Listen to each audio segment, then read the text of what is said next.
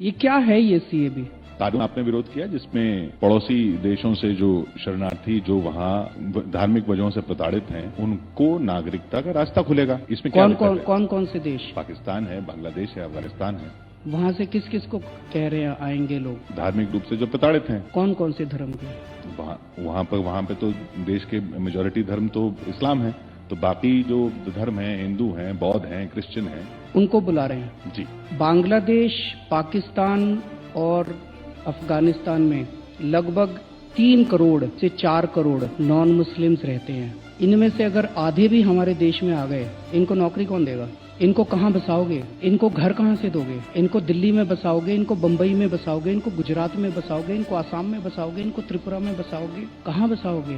आज हमारे देश में हमारे बच्चों को नौकरी नहीं मिल रही, चारों तरफ बेरोजगारी का माहौल है। हमारा पहला मकसद तो अपने बच्चों को नौकरी देना होना चाहिए। हम उनको नौकरी देने की बात कर रहे हैं, पाकिस्तानियों को और अफगानिस्तानियों को और बांग्लादेशियों को नौकरी देने की चिंता कर रहे हैं। अपने बच्चों को तो नौकरी देने पहले। दूसरा, मैं आपसे प्रश्न पूछना चाहता हूँ, वहाँ से जो लोग आएंगे उनके पास डॉक्यूमेंट्स नहीं होंगे, तो वो डॉक्यूमेंट्स कौन बनाएगा? उनको कैसे होगा? उसी का तो रास्ता खुलेगा। भारत सरकार देगी उनको डॉक्यूमेंट्स, ऐसा आप बता रहे हैं। तो जो पाकिस्तान से और बांग्लादेश से आएंगे उनके लिए भारत सरकार डॉक्यूमेंट बनाएगी, और हमारे देश में एनआरसी होगा। एनआरसी में जिसके डॉक्यूमेंट्स नहीं होंगे उसका क्या होगा? वो एनआरसी से बाहर होंगे, वो देश से बाहर होंगे। तो जो पाकिस्तान से आएंगे उनके डॉक्यूमेंट्स भारत सरकार बनाएगी, जो और अपने देश के लोगों के पास डॉक्यूमेंट्स नहीं होंगे उनको देश से बाहर निकालेंगे। यही है,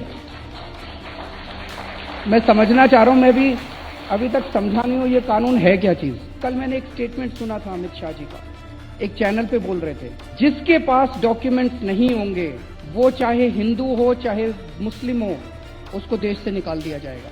किशोर जी, आपके पास हैं डॉक्यूमेंट्स? आप दिल्ली कब आए थे? मैं तो दिल्ली में पैदा हुआ। हैं? मैं तो अच्छा, यहीं पैदा हुआ। आपके कई रिपोर्टर हैं, उनसे पूछ लीजिएगा। आपके चैनल से बहुत सारे लोग बाहर होने वाले हैं। इस देश में 70% लोगों के पास डॉक्यूमेंट्स नहीं है। गरीबों के पास डॉक्यूमेंट्स नहीं है। अमीर लोग तो पैसे देके बनवा लेंगे अपने डॉक्यूमेंट्स। जब नोटबंदी हुई थी तब भी ये कहा जा रहा था कि अमीरों को नुकसान हुआ। अमीरों ने तो सबने कमीशन दे के अपनी नोटबंदी कर ली, वो पैसे ले लिए थे। पैसा तो गरीब था।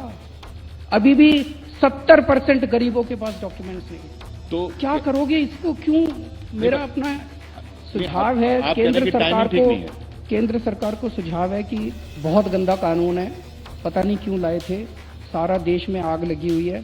इस कानून को वापस ले लें और सारे मुख्यमंत्रियों की, सारी पार्टियों की मीटिंग बुला के देश में नौकरी कैसे देनी है, महंगाई कैसे दूर करनी है, आर्थिक मंदी कैसे दूर करनी है, फैक्ट्रियां कैसे दोबारा चालू करानी है, इस पे चर्चा होनी चाहिए। ये कानून क्यों लाया गया, इसकी क्या जरूरत थी, ये मैं भी समझने की कोशिश कर रहा हूँ। ऐसे टाइम में जब पूरा देश आर्थिक मंदी के दौर से गुजर रहा है, जब पूरे देश के अंदर हाहाकार मची हुई है, आज प्याज मार्केट में 200 रुपए किलो बिक रहा है, आलू के दाम बढ़ने चालू हो गए, महंगाई की वजह से बुरा हाल है, पूरी इकोनॉमी का भट्ठा बैठा हुआ है, सारी फैक्ट्रियां बंद हो रही हैं। एक यही मुद्दा बचा था क्या? इसकी क्या जरूरत क्या थी? इसकी पूरे देश में आग लगाने की क्या जरूरत थी? हमारे बच्चों के ऊपर डंडे बरसाए जा रहे हैं, हॉस्टल के अंदर घुस के लड़कियों को मारा जा रहा है, सारे देश के अंदर 33 यूनिवर्सिटीज के अंदर बच्चे जो है सड़कों के ऊपर हैं। बच्चों का यही काम रह गया था? बच्चों को पढ़ाई कराओ यार, बच्चे देश का भविष्य है। मेरा अपना दिल्ली के मुख्यमंत्री होने के नाते जो भी आज दिल्ली की स्थिति बनी हुई है और देश का नागरिक होने के नाते जो देश के अंदर स्थिति बनी हुई है, उसको लेके मैं बहुत ज्यादा चिंतित हूँ। और इस कानून की मैं कोई भी लॉजिक नहीं समझ पा रहा कि ये किसको फायदा पहुंचाने के लिए कानून किया जा रहा है। अभी तक तो यही निकल के आ रहा है कि पाकिस्तानियों और बांग्लादेशियों को फायदा पहुंचाने के लिए कानून बनाया गया।